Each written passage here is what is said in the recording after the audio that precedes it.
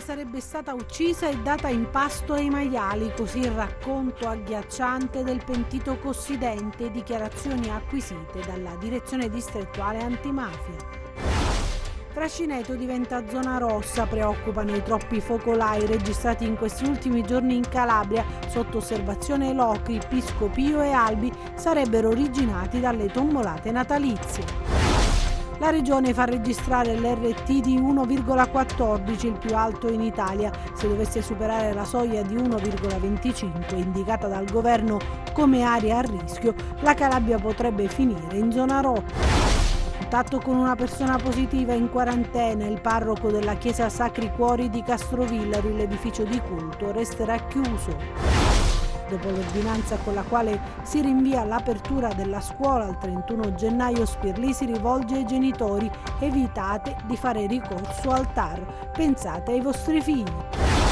Hanno sperato che ci fosse il commissario Longo nell'incontro organizzato per discutere la vertenza del Sant'Anna ai lavoratori delusi. Nessuno è interessato a no.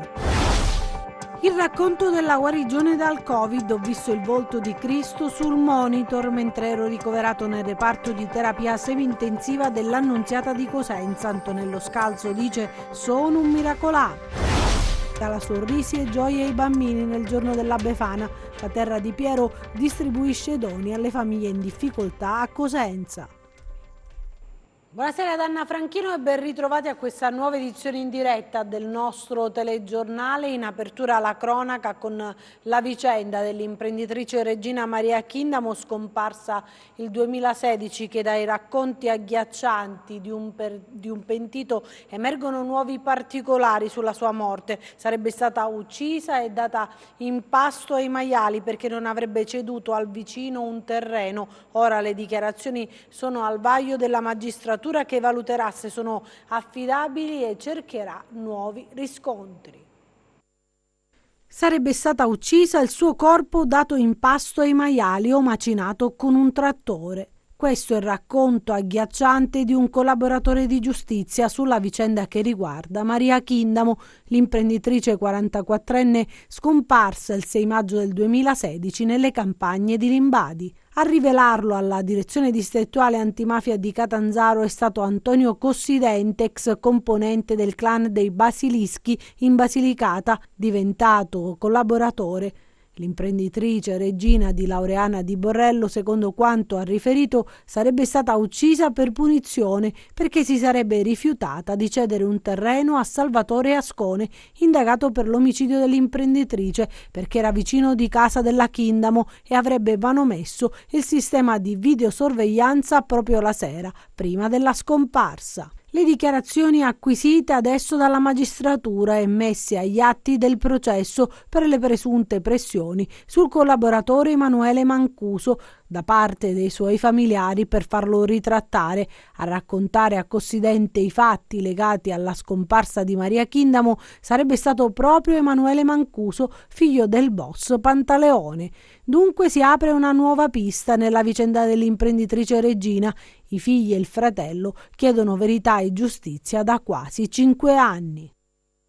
È una matassa intricata, la verità. Queste sono le parole dell'avvocato Nicodemo Gentile, legale della famiglia della Chindamo. Un percorso doloroso, aggiunge il penalista, in mezzo a un intreccio di sdrucciolevoli circostanze, insidie, errori, omissioni, viltà, speranze e delusioni. Il delitto è ancora sotto traccia, ma il nostro compito è quello di dipanarlo e di isolarlo. Auguro al fratello Vincenzo, alla mamma Pina e agli splendidi figli di Maria di raggiungere nel 2021 quella verità che ancora non si appalesa pienamente. Cambiamo argomento, parliamo di contagi perché preoccupano i troppi focolai registrati in questi ultimi giorni in Calabria. Intanto Frascineto diventa zona rossa.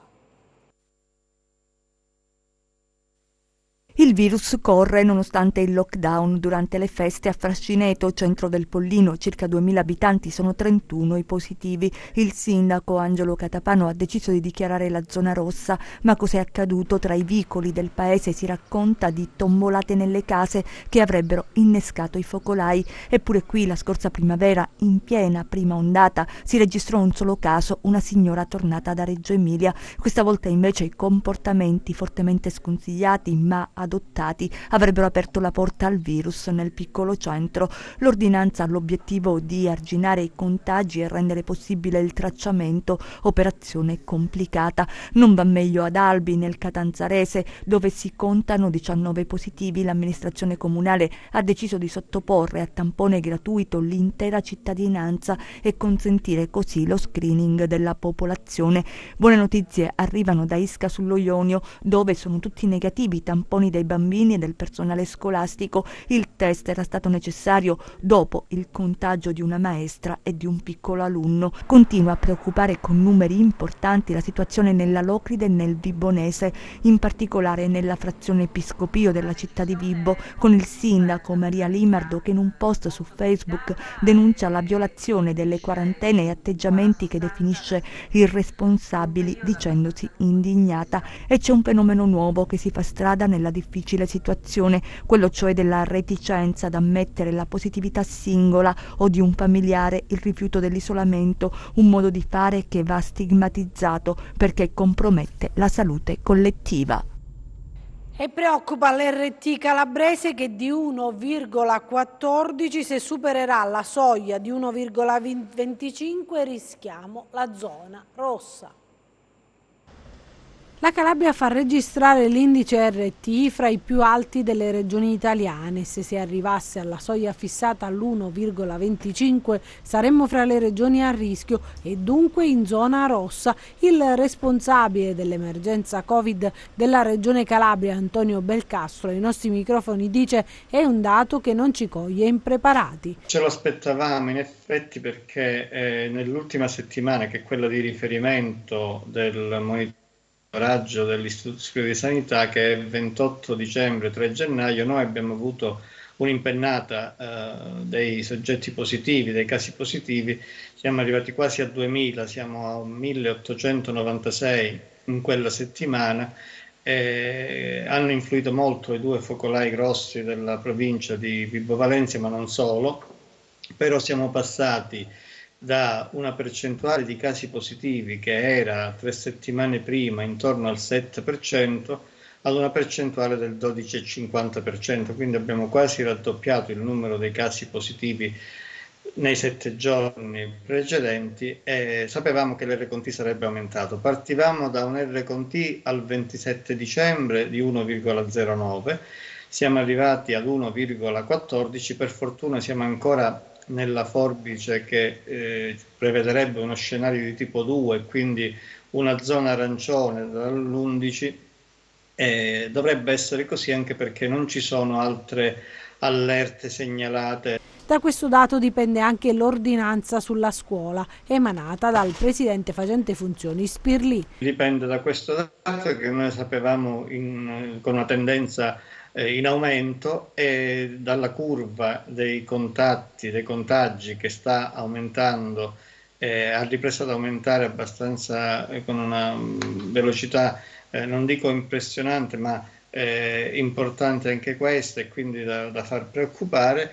E anche il fatto che noi non abbiamo ancora in questo monitoraggio, in questo RConT, non abbiamo ancora gli effetti delle festività natalizie che si avranno invece a metà gennaio. Quindi a metà gennaio, in concomitanza con le riaperture, avremmo avuto questo RConT, gli effetti delle festività natalizie, il problema dei trasporti. Allora si è pensato in maniera precauzionale e cautelativamente di spostare l'apertura delle scuole. La campagna di vaccinazione prosegue senza sosta e c'è un disallineamento fra i dati della regione e quelli del ministero. Belcastro dice: stiamo cercando di recuperare il gap. Si è partiti in ritardo, ovviamente ieri si è recuperato, fra ieri e ieri l'altro. Oggi si sta lavorando in tutti i punti di somministrazione vaccinale, in tutti gli ospedali, e si sta recuperando il tempo perduto. Il disallineamento era dovuto solo ad un fatto temporale di orario di trasmissione dei dati e orario di rilevazione, nel senso che alle 17 noi eravamo intorno al 5,4-6%, però la maggior parte dei dati riferiti alla giornata di ieri, quindi alle vaccinazioni effettuate ieri per 1206 vaccinazioni, sono stati trasferiti alla piattaforma nazionale successivamente alle 17. A questi bisogna aggiungere 761 vaccinazioni effettuate il 4 di gennaio, che erano state restituite dalla piattaforma per errori materiali formali, ma di una somma piuttosto che di un allineamento del dato in una colonna piuttosto che in un'altra. Li abbiamo corretti entro ieri sera alla mezzanotte, per cui ieri sera risultavano 1967 vaccinazioni in più, che sommate alle precedenti fanno un numero importante che ci ha fatto arrivare al 21%. Siamo sempre in coda, però l'importante è che noi in questa settimana, così come concordato nel nostro piano con le aziende sanitarie e ospedaliere, completiamo le vaccinazioni degli operatori sanitari delle aziende ospedaliere. Quello forse riusciremo anche sabato prima di domenica. Completiamo quelli degli operatori sanitari delle aziende sanitarie ed incominciamo già con gli ospiti dell'RSA. Le aziende ospedaliere che hanno terminato con i loro operatori ci daranno una mano per avviare le operazioni di vaccinazione per le categorie professionali più a rischio e successivamente gli ottogenari, poi quelli da 70 ad 80, da 60 a 70, per i quali stiamo preparando anche gli inviti e le forme di adesione e di partecipazione. Gli operatori sanitari stanno aderendo e stanno partecipando molto massicciamente a questa campagna vaccinale, e questo ci fa ben sperare per due motivi: perché aumentiamo la percentuale di vaccinazione, noi dovremmo tendere al 100% degli operatori sanitari, ma anche perché sono da esempio alla restante popolazione, per la quale speriamo di arrivare al 75% di adesioni. Parliamo invece adesso del bollettino regionale, perché oggi si registra un solo morto, ma c'è un aumento dei contagiati che sono quasi 400.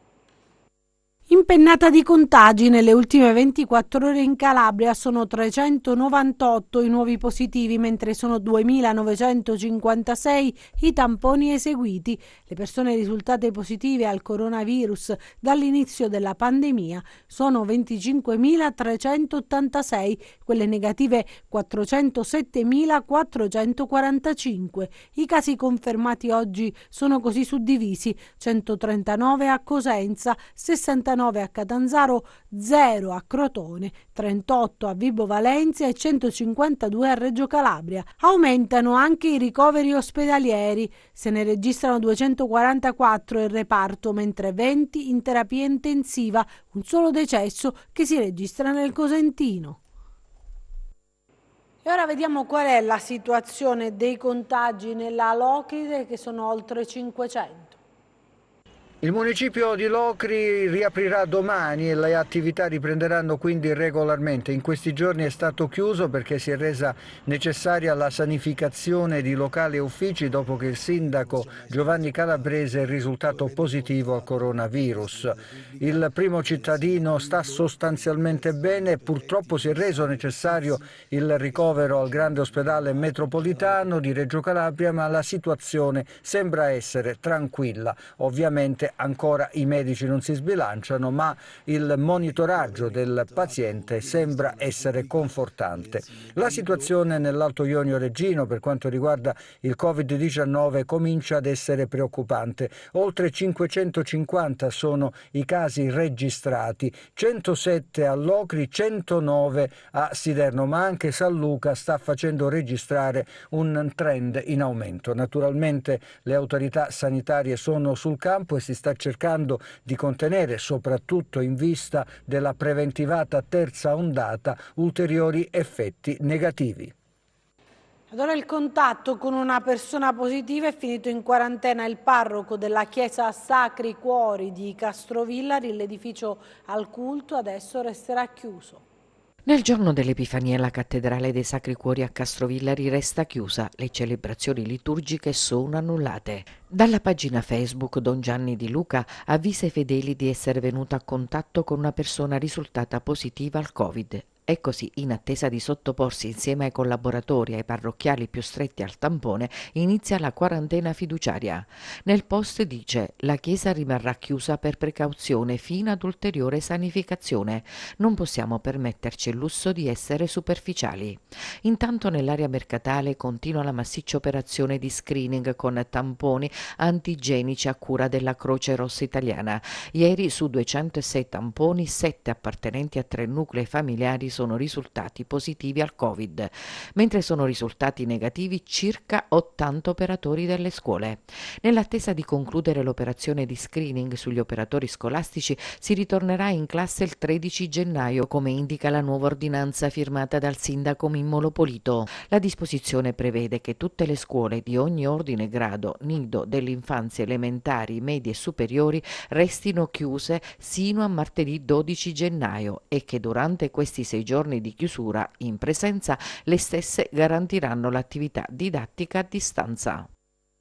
Adesso, dopo l'ordinanza con la quale si rinvia l'apertura della scuola, Spirlì si rivolge ai genitori e dice: evitate di fare ricorso al TAR, pensate al bene dei vostri figli. Pareri contrastanti dopo l'ordinanza del presidente facente funzione Nino Spirlì, che proroga la didattica a distanza fino al 31 gennaio per le scuole superiori e fino al 15 per elementari e medie. C'è chi condivide la scelta di Spirlì, ma molti genitori sono pronti a ricorrere al TAR. Mi auguro che anche questa volta non ci siano quei gruppetti di estremisti, di genitori estremisti che poi fanno pagare a tutti i calabresi, a tutte le famiglie di Calabria, a tutti i genitori di Calabria, a tutti i ragazzi di Calabria la loro scelta, che è quella magari di andare ad impugnare una ordinanza.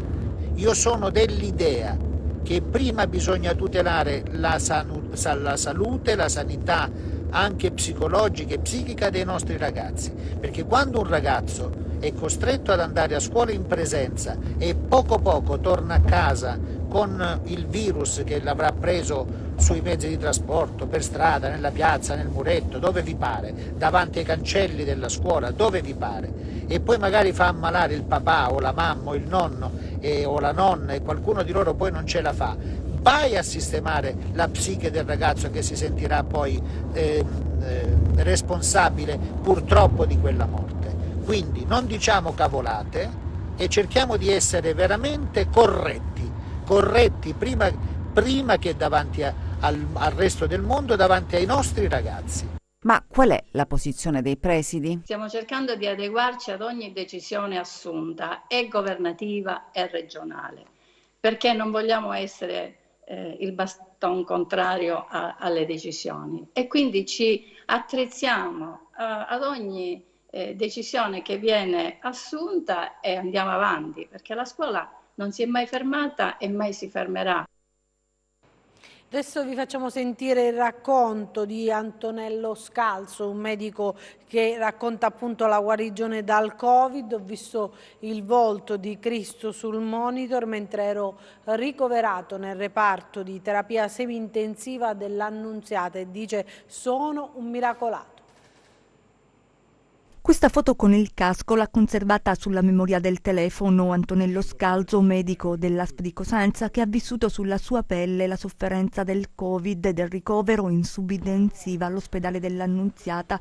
Nella galleria dello smartphone c'è anche un'altra foto, eccola, quella che gli ha dato la forza di lottare. La sera del giorno 12, mentre continuavo la mia azione di respiratoria all'interno del casco, guardo questa porta come la guardavo tutti i giorni e mi accorgo di un'immagine che non riuscivo bene a decifrare, per cui mi concentro per guardare e a un certo punto prendo il telefono, che nel frattempo ovviamente era spento, per fare una fotografia e ravvicinare, perché io uso gli occhiali e quindi la distanza, diciamo, mi impediva una visione più chiara. Per cui ho fatto una foto, l'ho ravvicinata e quando l'ho vista, insomma, sono rimasto felicemente allibito, nel senso che l'immagine che ho visto è l'immagine del Cristo, così come siamo abituati a riconoscerlo nella sindone o comunque nella iconografia, diciamo, riconosciuta, quella comune. E per me, che sono un cattolico fervente, praticante, che in quei giorni la preghiera ovviamente mi faceva compagnia oltre che conforto, ovviamente improntato alla Divina Misericordia, per me è stato, come dire, toccare il cielo con un dito. Dai giorni successivi le cose sono andate rapidamente migliorando, tant'è che poi hanno cominciato a ridurre l'utilizzo del casco, passando con quell'altra apparecchiatura a alti flussi, prima 2 ore al giorno, poi un po' di più, fino a che poi finalmente mi hanno trasferito in semi-intensiva. Oggi, nel giorno dell'Epifania, ha voluto raccontare al TG10 i particolari meno conosciuti della sua deggenza, della guarigione, e senza dubbio, ripete, sono un miracolato. Anche se questa è una testimonianza, come dire, che ha i toni un po' particolari, spero che aggiunga a quanti più cuori siano disponibili. Adesso invece vi mostriamo il video che ci ha inviato una nostra telespettatrice, che è il papà ricoverato al pronto soccorso di Cosenza, le difficoltà dei parenti che in questo periodo di emergenza sanitaria non possono accedere in ospedale. Da questa mattina alle 7:30 ho il mio papà al pronto soccorso di Cosenza, tampone negativo del 29 dicembre.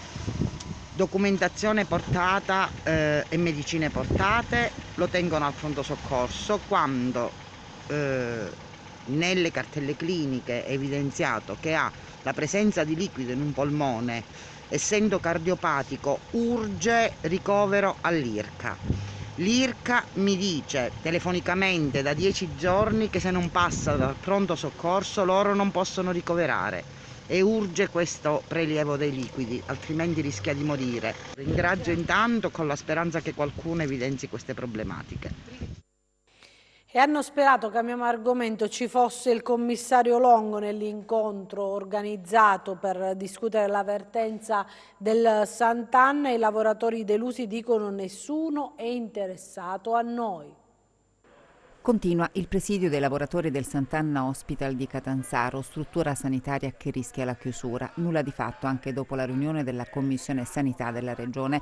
Al vertice assenti il commissario ad acta Longo e il commissario dell'ASPA di Catanzaro Latella. C'è amarezza per i 300 dipendenti della struttura. Fino ad oggi, ci dicono, solo silenzio da parte delle istituzioni e della politica. Siamo appesi ad un filo, siamo ostaggi della burocrazia e delle istituzioni calabresi. Il danno non è solo nostro, ma è da un punto di vista, diciamo, lavorativo, quindi economico, ma soprattutto per i cittadini calabresi che non sanno dove andare ad operarsi. Abbiamo una lista di oltre 100 pazienti che aspettano di essere operati al cuore, non parliamo di noccioline. Incertezza e insicurezze, nessun progetto futuro se non a parole. Siamo come si può vedere, siamo veramente esasperati, siamo arrivati alla frutta fondamentalmente. Come mai nessuno vuole esporsi, nessuno vuole dire quello che ha intenzione di fare? Se mettessero nero su bianco qualcosa, dessero delle aspettative, per il momento non è possibile, aspettiamo le indagini, perché loro parlano sempre di queste indagini che con l'accreditamento della struttura non hanno nulla a che fare. Intanto lasciano a casa 300 persone che non sappiamo più che pesci prendere. Per l'USB esistono strade percorribili per evitare quella che si sta profilando come una catastrofe umana e sociale, ossia avviare un commissariamento del Sant'Anna Hospital che in una prima fase permetta alla struttura di operare in tranquillità e di salvare vite umane, per poi arrivare ad un assorbimento della stessa all'interno dell'ASPA di Catanzaro. I lavoratori andranno avanti fino a quando non arriveranno risposte concrete. Io lavoro da 39 anni qui dentro. Sono entrata che ero una ragazzina e adesso ne ho 62. Voglio tornare e finire il mio lavoro in questa struttura. Noi non ci fermiamo, non ci fermeremo, stiamo facendo sentire la nostra voce. Mi ha dato tanto il Sant'Anna e ci sta dando tanto, non vogliamo perderlo. Invece adesso vi raccontiamo la forza della solidarietà che regala sorrisi e gioie ai bambini nel giorno della Befana. La Terra di Piero distribuisce doni alle famiglie in difficoltà. Nuovo anno, ma vecchie e belle abitudini, soprattutto per la terra di Piero, che dopo il grande successo delle scatole scaldacuore promuove l'iniziativa Calza che è una meraviglia per donare sorrisi e gioia ai tanti bambini meno fortunati. Abbiamo 30 nostri volontari fuori, ci sono 6 squadre che stanno consegnando le calze dell'Epifania. Forse un po' in ritardo rispetto alla solita calza, ma avevamo l'esigenza proprio di andare a vedere nel viso quei bambini e con le famiglie che abbiamo, cercato di assistere sia al primo che al secondo lockdown. Stiamo già pensando, già da oggi, appena tornano le squadre, a come poter proporre un qualcosa per Pasqua. Solitamente lanciamo già adesso forse quello che si chiamerà uovo sospeso. Noi abbiamo seguito i vostri volontari e non donavano solo calze, ma anche beni di prima necessità. L'elenco sarebbe infinito, dagli omogenizzati, medicinali di base, tutto ciò che la cittadinanza ci dona, noi andiamo a distribuirlo e a restituire questa donazione. La città di Cosenza risponde benissimo a queste azioni, siamo super contenti, stiamo continuando a consegnare calze e quello che di più hanno bisogno le famiglie, quindi beni di prima necessità, ci impegniamo e continuiamo a lavorare così. Le calze sono state consegnate presso i quartieri di Cosenza Vecchia, Via Popilia, Casa Minime, Serra Spiga, Stadio, San Vito e Torre Alta.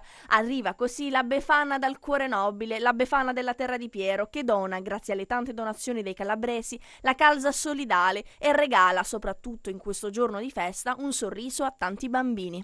C'è una ragazza diversamente abile, se non era per loro non avevamo niente noi, anche dico quello che ci hanno portato, no? Solo a vederle che qualcuno ci pensava, noi ci siamo sentiti rinascere. Non vi dico quello che abbiamo passato, però con loro a noi abbiamo avuto una carica. Una cosa, questi vanno premiati, questi ragazzi. Io non mi posso dimenticare quello che hanno fatto per noi. E adesso vediamo la borsa.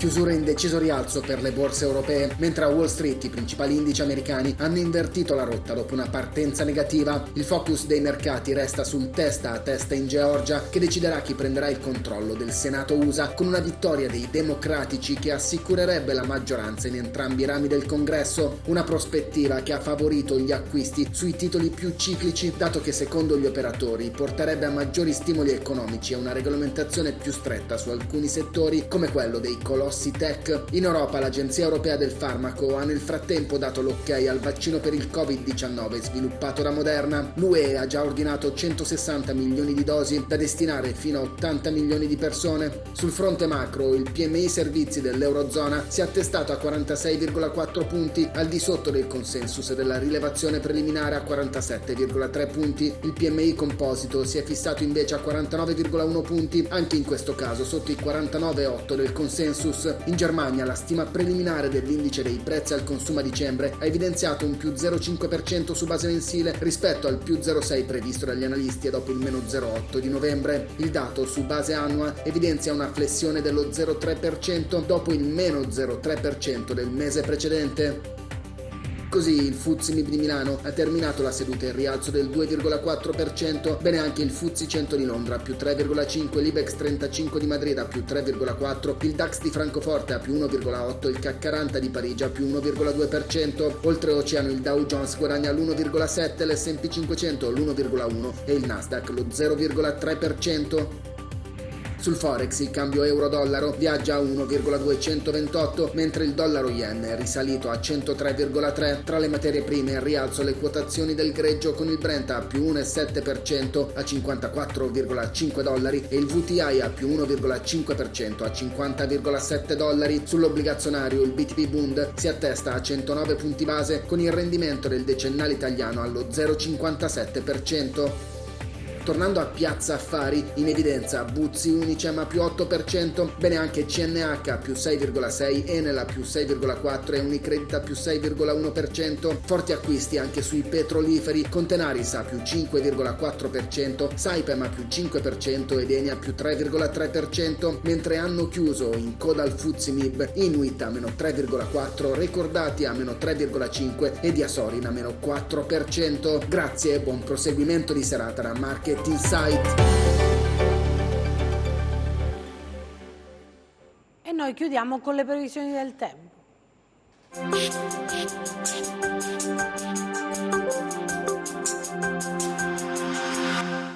Sulla nostra regione continua il tempo variabile a causa della permanenza di correnti occidentali convogliate da una vasta area depressionaria che domina sull'Europa. Correnti che da domani e per tutto il fine settimana faranno affluire sulla nostra regione masse d'aria molto più miti. Domani cielo generalmente nuvoloso con possibilità di piogge sulle aree settentrionali del Cosentino e con deboli nevicate sul Pollino ma a quote alte. Temperature in aumento sui litorali tirrenici, su Vibonese e Reggino Tirrenico. Domani venti da est quasi ovunque, moderati sul Tirreno. Dal pomeriggio sera i venti ruoteranno dai quadranti meridionali soffiando con intensità moderata. Mari ancora mossi, poco mosso il solo golfo di Corigliano sotto costa. Per ulteriori approfondimenti vi rimando al sito www.meteoincalabria.com e alla nostra pagina Facebook Meteo in Calabria. Anche per noi è tutto, io mi fermo qui, grazie per averci seguito e buon proseguimento di serata, arrivederci.